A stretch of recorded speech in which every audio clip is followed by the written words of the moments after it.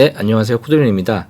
네, 오늘은 함께 공부합시다 시간입니다. 제가 이 책을 가지고 지금 이제 컨텐츠를 하고 있는데 제가 좀 바쁘다 보니까 좀 늦은 점 양해 부탁드리겠습니다. 네, 오늘은 그룹 뮤트하고 콘솔 오토메이션 그리고 리어 패널에 있는 것들 그래픽 EQ까지 한번 그렇게 공부해 보도록 하겠습니다. 지난번에 여기까지 솔로 인 플레이스까지 했었죠. 네, 오늘 그룹 뮤트부터 시작하도록 하겠습니다. 그룹 뮤트 6인조로 구성된 밴드와 함께 공연한다고 가정하자. 연주가 끝나면 보컬은 관객과 함께 대화를 나눌 것이다.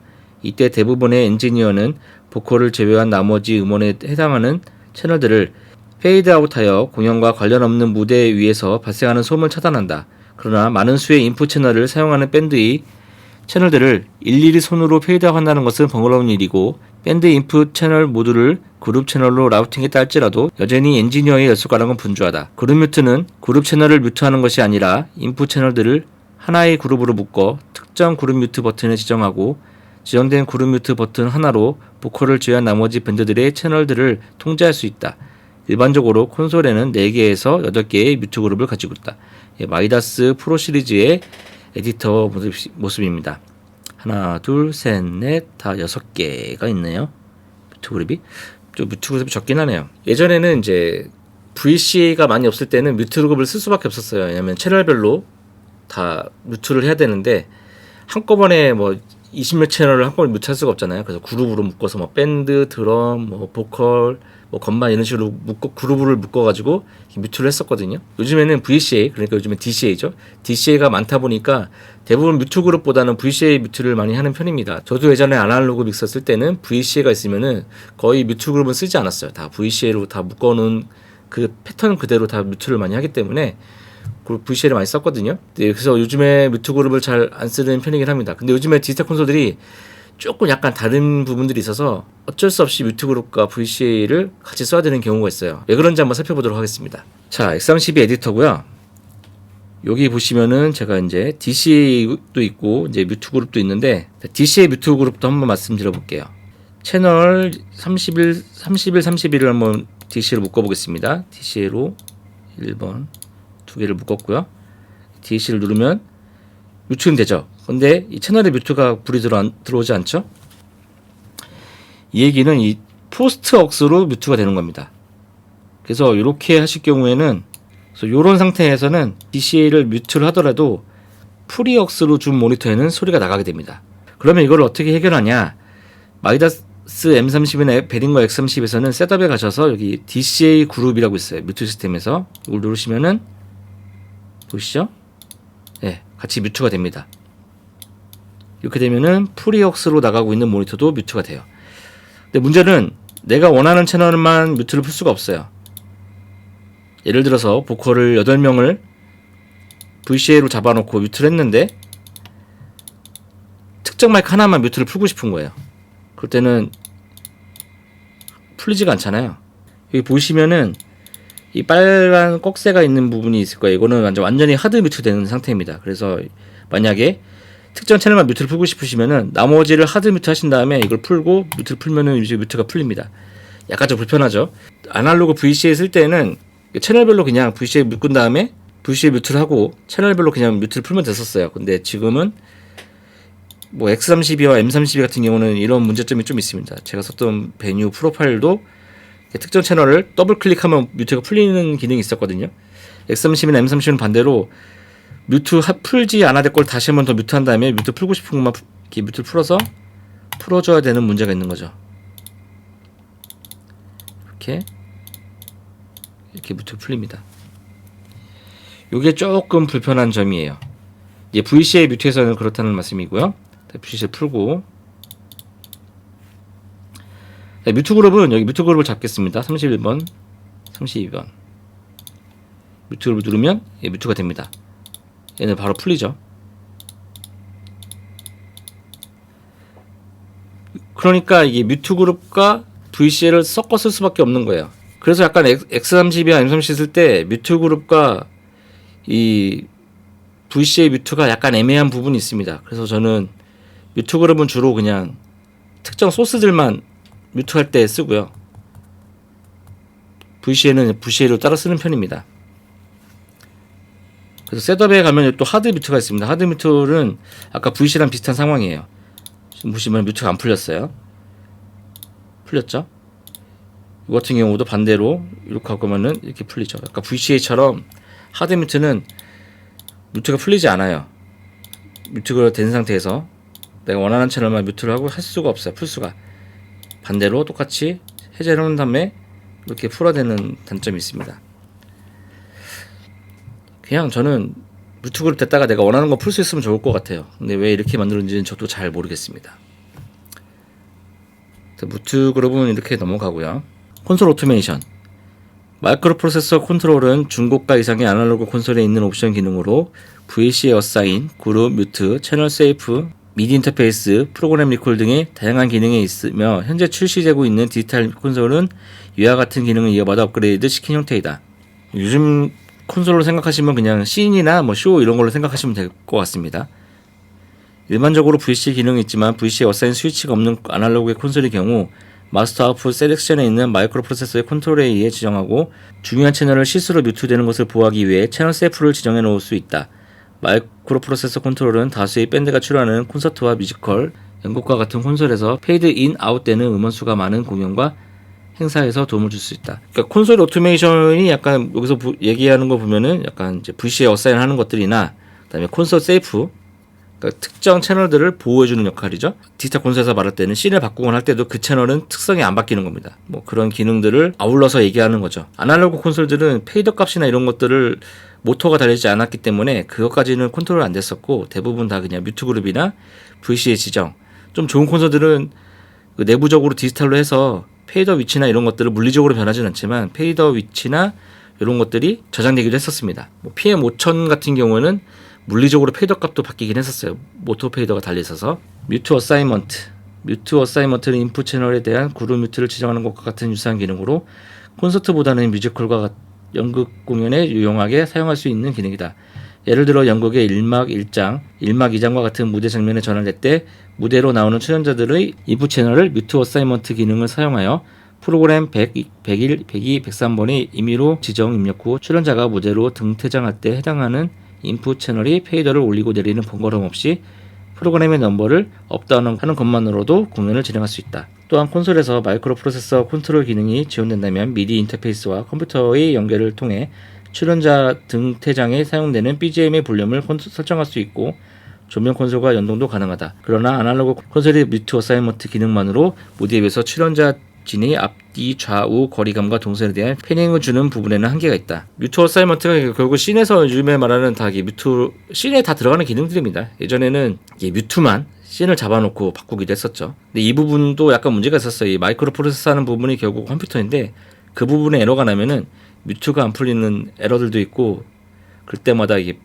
리셋을 해줘야 됐습니다. 쇼 컨트롤, 디지털 콘솔은 앞에서 언급한 부분에 많은 도움을 줄 수 있고 이를 통해 뮤지컬과 연극 음향 오퍼레이터는 무대 위에 상상력을 더할 수 있다. 오퍼레이터마다 다르지만 디지털 콘솔을 사용하여 자신이 생각하는 장면에 각각의 씬, 스냅샷 또는 쇼 컨트롤을 만들어 출연자에 대한 딜레이 타임, 패닝, 게인, 레벨, 이펙터 프로그램의 파라미터까지 디테일하게 세팅, 저장하여 편리하게 사용한다. 예전에 아날로그 콘솔에서보다는 요즘 디지털 콘솔은 확실히 많이 편해졌죠. 예전에는 좀 오토메이션이 되긴 했지만 이게 아주 고가 콘솔들만 됐었고 지금 X30이나 M32 정도의 가격대의 콘솔에서는 상상도 못했던 기능들입니다. 뮤트 그룹도 잘 없었으니까요.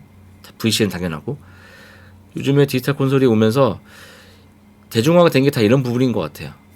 32채널 정도 되는 중저가 콘솔로 뮤지컬이나 연극 이런 것들을 할 수 있게 된 거죠. 여기서 이제 쇼 컨트롤 얘기를 하면은 쇼 같은 경우는 이제 공연 그날 공연을 쇼라고 하고 그다음에 스냅샷이나 뭐 큐 이런 것들은 노래마다의 값들을 저장했다가 이렇게 보시면 될 것 같습니다. 그러니까 쇼는 아주 제일 큰 그림, 그다음에 스냅샷, 그다음에 큐 이런 식으로 나뉘게 됩니다. 믹싱 콘솔 리어 패널. 콘솔의 리어 패널은 인풋 채널에 대한 XLR 캐논, 라인 인서트와 아웃풋 섹션의 다이렉트, 그룹, 마스터, 억스, 매트릭스 아우지, XLR, 인서트 등으로 구성되어 있다. 요즘에 이제 디지털 콘솔들은 이 아웃이 이게 딱 정해져 있지 않지만 예전엔 다 이렇게 정해져 있었죠. 아날로그 콘솔도 좀 고가의 콘솔들은 다 XLR잭으로 되어 있고요. 좀 중저가 콘솔들은 이렇게 다 TRS잭으로 된 것들이 많이 있었습니다. 인서트 포인트. 인서트는 인풋 채널, 그룹 채널, 마스터 채널이 신호를 게이트, 컴프레서, 파라메틱 EQ 등이 아웃보드 인풋을 보내고 아웃보드 아웃풋이 신호를 받아 각각의 채널에 대해 디자인을 얻을 수 있는 장점이 있다. 인서트는 콘솔을 운영하는 데 있어 주변 장비들과 연결을 통해 많은 응용력을 발휘할 수 있는 기능이다.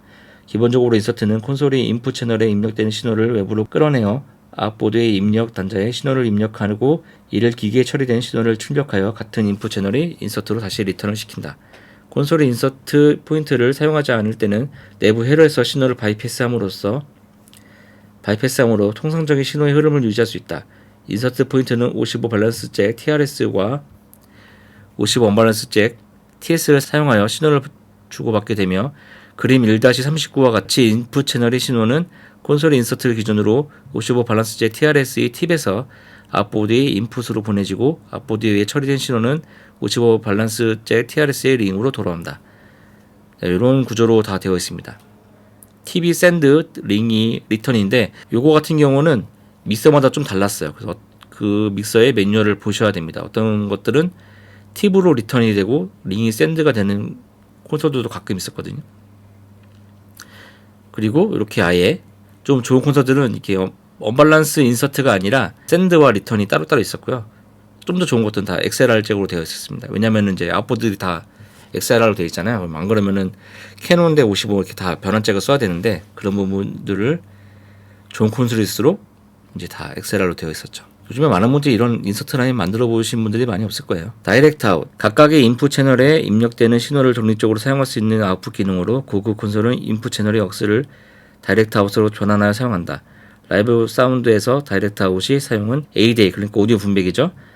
ADA와 레코딩 콘솔을 독립적으로 사용하지 않는 세미 라이브 레코딩을 위해 MTR 멀티트랙 레코더과 1대1로 연결하여 사용할 수 있다. 요즘에는 콘솔에 USB 케이블만 꽂아서 PC에서 바로 멀티트랙도 가능하고 또 심지어는 메모리 카드나 SD 카드를 꽂아서 콘솔 자체에서도 녹음이 가능해졌습니다. 아날로그 시절에는 멀티 레코딩을 하려면은 상당히 많은 비용이 들었었어요. 이렇게 다이렉트 아웃이 있어야 되고 그래도 또 멀티트랙 레코더도 있어야 되고 그랬었죠. 그리고 좀 좋은 콘솔 같은 경우는 다이렉트 아웃의 레벨을 억스 8번이나 뭐 16번 뭐 마지막 단에 있는 억스 노브를 가지고 다이렉트 아웃의 레벨을 조정할 수 있게끔 되어 있었습니다. 다이렉트 아웃도 이게 뭐 전체 시그널을 다 프로세싱이 된 걸 받느냐 아니면은 프리앰프만 받느냐 뭐 그런 것도 설정할 수 있는 기능들이 있었고요. 요즘엔 디지털이라 그냥 뭐 다 되는 거죠. 대신에 콘솔의 리어에 단자에 있었던 그 많은 단자들이 다 없어진 거죠.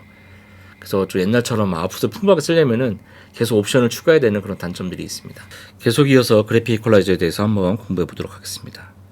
그래픽 이퀄라이저. 그래픽 이퀄라이저는 사람이 들을 수 있는 가청 주파수 오디오 밴드를 다루는 톤 조절 장치로 낮은 주파수인 20Hz에서 높은 주파수인 20kHz의 주파수 에너지들을 슬라이더를 이용하여 부스트 또는 컷시킨다. 그래픽 EQ는 라이브 사운드 시스템에서 매우 중요한 기기이며 주로 하우스 시스템과 모니터 시스템에 사용한다.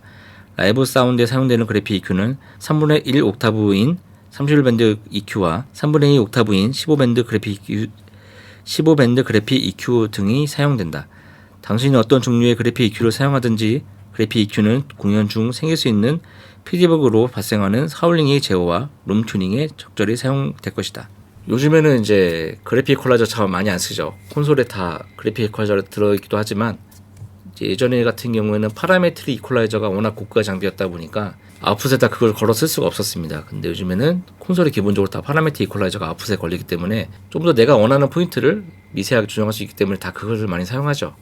또 그래픽 이퀄라이저가 갖고 있는 장점이 있기 때문에 아직까지도 그래픽 이퀄라이저가 사라지지 않고 사용되고 있는 것 같습니다. 바이패스 인, 온으로 되어 있으며 그래픽 큐는 슬라이더의 움직임에 반응하지 않고 아웃, 오프 되어 있을 경우 그래픽 큐는 슬라이더의 움직임에 반응한다. 특별한 경우를 제외하고는 바이패스 기능은 아웃되어야 한다. 그래픽 이퀄라이저 바이패스 기능이 있습니다. 그 버튼을 누르면은 적용된 EQ가 전부 다 무효화가 되는 거거든요. 가끔 뭐 그냥 EQ 바이패스에서 소리가 어떻게 원래 소리가 어땠는지를 한번 확인할 때 가끔 써볼 수 있지만 함부로 누르시면은 특히나 마이크가 열린 상태에서 쓰시면은 이제 피드백이 나거나 그럴 수 있기 때문에 주의하셔야 됩니다. 어떤 것들은 전원이 들어가지 않아도 소리가 나는 경우가 있어요. 그냥 바이패스 돼서 자연스럽게. 그럴 때 EQ를 만져도 적용이 안 됩니다. 그냥 소리가 인, 아웃 바로 되는 거예요. 전기가 꼽혀 있지 않아도 소리가 나는 경우가 있거든요. 그래서 버튼들에 불이 들어오는지를 꼭 확인을 하셔야 되고요. 어떤 것은 전원이 빠지면 소리가 안 나는 경우도 있습니다. 그런 경우 좀 위험할 수 있겠죠. 누가 지나가다가 멀티탭 같은 거 하나 딱 껐는데 전체 소리가 안 나는 거예요. 뭐 장단점이 될 수도 있는데 저는 그냥 전원이 빠져서 소리가 나는 게 일단은 좋다고 생각을 합니다. 왜냐면은 어쨌든 간에 소리는 나니까 그게 중요한 거겠죠. 레인지, 슬라이더의 컷과 부스트 레인지를 적절한 사용 목적에 따라 선택 사용할 수 있는 기능이다. 일반적으로 12에서 15dB는 까다로운 하울링 제어에 사용하고 6dB는 영화관이나 레코딩 스튜디오와 같은 공간 음향이 룸튜닝에 사용할 수 있다. 이 보이시는 이 슬라이더의 레인지를 정하는 거예요. 레인지를 여기 같은 경우는 12dB로 되어 있고요. 이쪽에 보면 6dB가 되어 있죠. 그러니까 6dB와 12dB 여기 레인지 버튼을 눌러서 선택을 하는 겁니다. 똑같은 양을 움직였어도 이 레인지 버튼 누른 거에 따라서 값이 달라지는 거예요. 과도하게 컷을 해야 되는 상황에서는 12dB를 놓고요. 그냥 좀 디테일하게 움직여야 되는 상황에서는 6dB를 놓고 많이 합니다. 이 그래프가 이제 6dB와 12dB를 깎았을 때의 슬라이드 모습이고요. 그 다음에 여기에 이제 이퀄라이저에 보시면 여기 하이 컷과 로우 컷이 있어요. 그것에 대한 그래프입니다. 이게 이제 그 31밴드의 주파수 리스트고요. 3분의 1 옥타브지만은 30밴드인 경우도 있습니다. 제조사마다 좀 다르고요. 15밴드의 경우는 이렇게 듬성듬성하고요. 10밴드는 이렇게 되고요.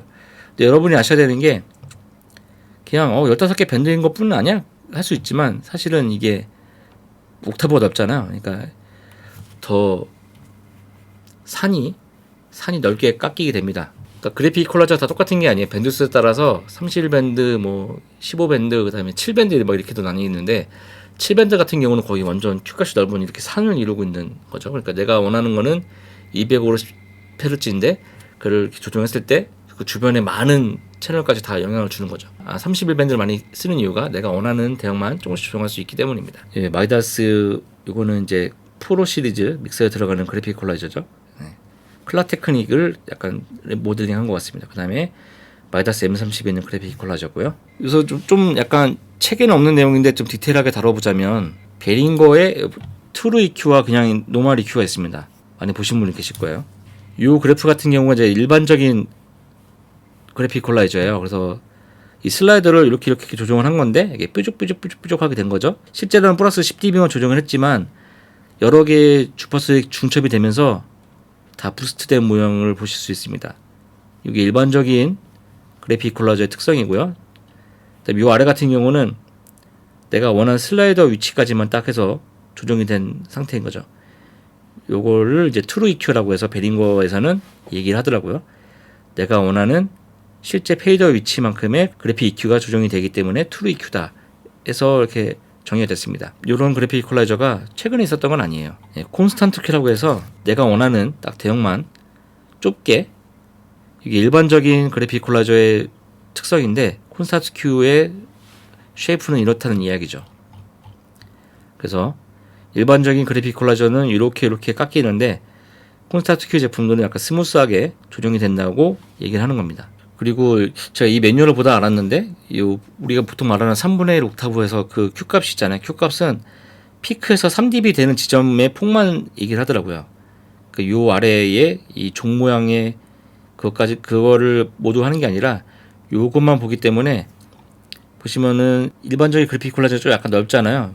윗부분은 똑같이 뭐 같은 옥타브를 값을 보일지 모르지만 콘스탄트 Q는 위는 똑같지만 좀 더 내가 원하는 주파수만 조정할 수 있게끔 되는 그래프를 보이고 있습니다. 그 다음에 이제 플러그인에서도 볼 수 있어요. 이게 웨이브제 GQ 모던과 GQ 클래식이 있는데요. 여기서 한번 깎아 보겠습니다. 이 Q값 4가 이게 3분의 1 옥타브에 제일 가까운 Q값이라고 이걸 지정을 했고요. 다 6dB로 똑같이 나왔습니다. 제가 1kHz를 3dB만 깎아 볼게요. 3dB 조정했고요. 여기서도 모던에서도 3dB를 조정해 보겠습니다. 뭔가 모양이 다르죠? 얘가 또 뾰족한 느낌이 생기죠? 그 다음 옆에 한번 800도 한번 같이 깎아 볼게요.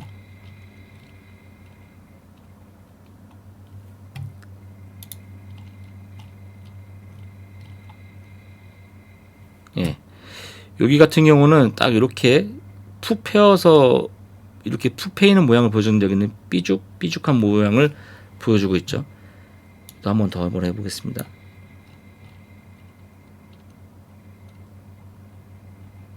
포커스 3dB를 했고요.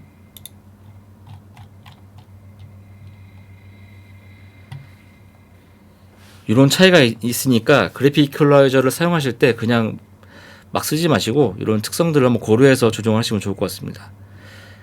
여기서 Q값을 한번 조정해 보면은 이런 식으로 됩니다. Q값을 많이 주면은 분명 3dB만 깎았음에도 불구하고 더 많이 깎이죠.